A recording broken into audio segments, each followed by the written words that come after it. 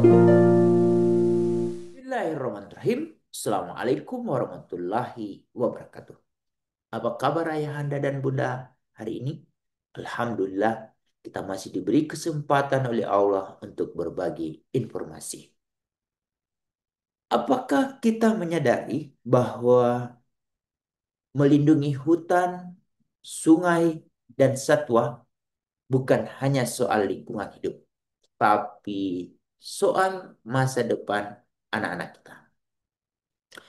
Kini hadir Undang-Undang Nomor 32 Tahun 2024 tentang perubahan atas Undang-Undang Nomor 5 Tahun 1990 mengenai konservasi sumber daya alam hayati dan ekosistemnya.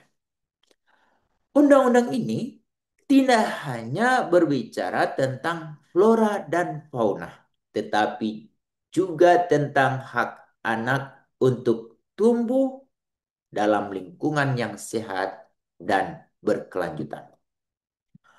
Undang-undang ini menegaskan tiga pilar utama konservasi. Pertama, terkait dengan perlindungan sistematis. Kedua, pemanfaatan berkelanjutan. Dan yang ketiga adalah partisipasi masyarakat. Coba kita lihat. Di pasal 4A memperkenalkan prinsip tanggung jawab antar generasi. Bahwa setiap kegiatan konservasi harus mempertimbangkan dampaknya terhadap generasi mendatang, termasuk anak-anak. Kedua, pasal 15A mewajibkan integrasi konservasi dalam kebijakan pembangunan berkelanjutan. Yang ketiga, pasal 16A mengatur kewajiban pemerintah untuk melakukan edukasi dan kampanye sadar konservasi di satuan pendidikan, termasuk pendidikan anak usia dini dan sekolah dasar. Anak-anak bukan sekedar penerima dampak, mereka adalah subjek hak dan bagian dari solusi. Anak-anak adalah pihak yang paling terdampak dari krisis iklim, polusi, dan kerusakan alam. Coba kita lihat. Kualitas udara buruk itu berdampak langsung pada perkembangan paru dan otak anak. Hilangnya hutan dan ekosistem mengurangi ruang bermain alami. Coba kita bisa lihat di kota-kota besar. Bencana ekologis memaksa ribuan anak kehilangan tempat tinggal dan akses pendidikan. Coba kita lihat data.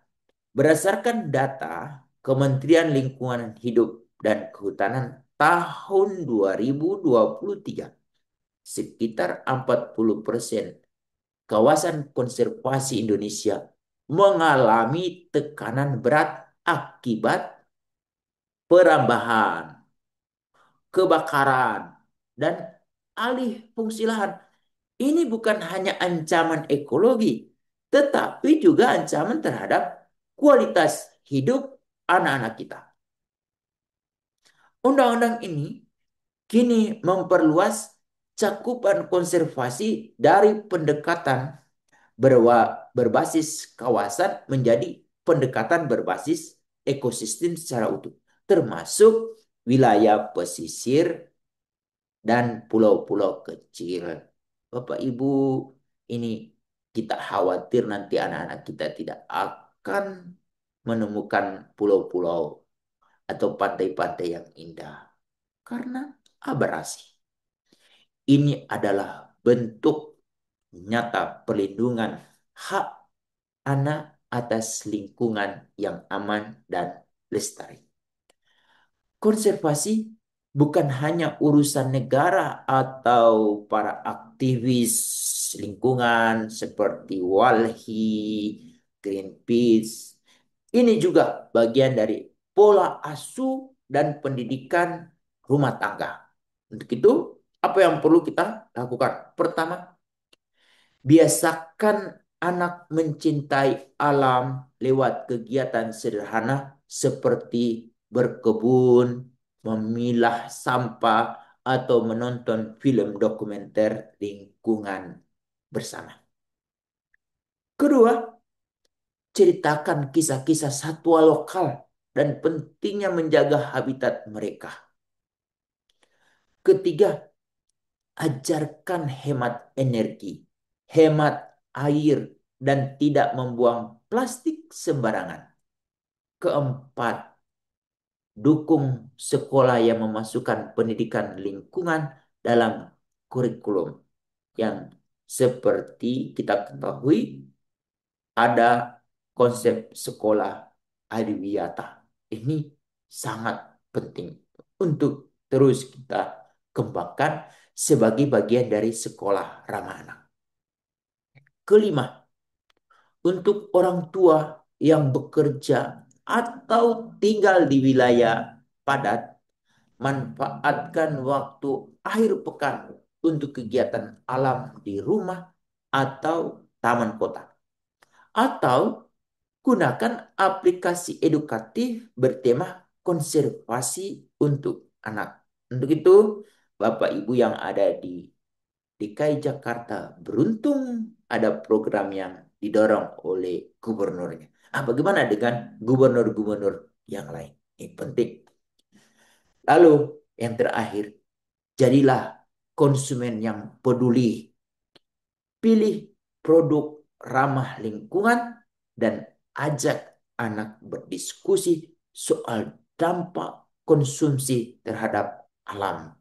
Apalagi Undang-Undang Perlindungan Anak menegaskan, bila kita menjadi konsumen yang hebat, kita selalu bertanya, pertama, apakah produk ini dihasilkan oleh perusahaan yang memiliki kebijakan perlindungan anak? Kita tanya, telusuri. Kalau tidak, buat apa kita beli produk dari perusahaan itu? Kedua, apakah produknya adalah produk ramah anak? Kita cek tuh. Kalau ada unsur-unsur yang membahayakan, buat apa kita menjadikan anak kita sebagai uji coba dari produk ini? Yang terakhir adalah CSR, kepedulian perusahaan itu kepada lingkungan di sekitarnya. Kalau kita sejak dari awal memastikan anak-anak kita memiliki kecerdasan ini, insya Allah kita tidak perlu khawatir dengan anak-anak kita ke depan. Dengan menjaga alam, kita sedang menjaga hak anak untuk hidup sehat dan bahagia. Saya, Hamid Patilima, mengajak ayah dan bunda untuk menjadikan konservasi sebagai bagian dari cinta dan tanggung jawab kita pada generasi berikutnya. Undang-Undang Nomor 32 Tahun 2024 bukan hanya dokumen hukum, tapi seruan moral bahwa anak-anak berhak atas masa depan yang hijau. Demikian, Assalamualaikum warahmatullahi wabarakatuh.